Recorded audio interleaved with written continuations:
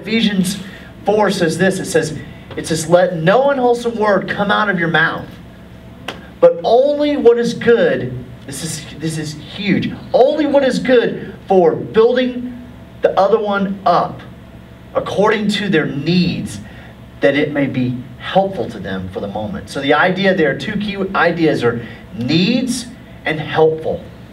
What are the needs of your spouse, and how can you communicate in a way that meets those needs, that are helpful to those needs of that other person? And you know, the reality is we're hardwired in our brain for this.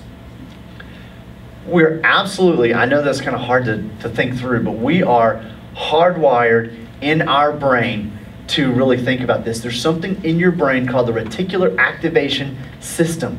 And the reticular activation system is a special filter in the back of your brain.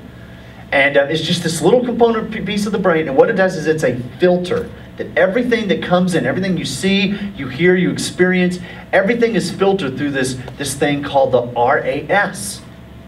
And so the reality is we're hardwired through it. And studies have shown there's only 3 things that get through that filter.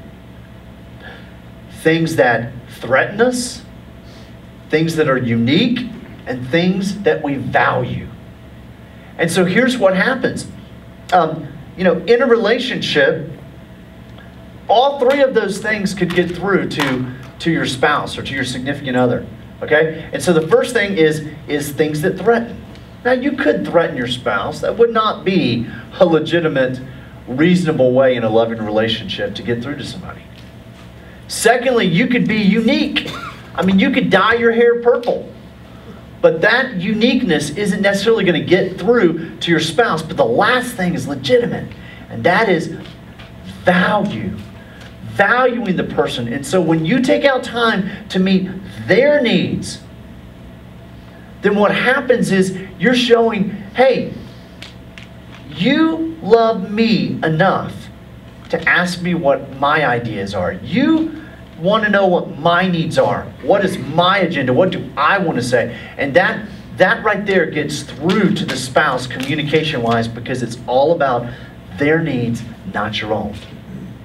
So the third thing is that we have to communicate by beginning with the spouse's needs, not just what I need.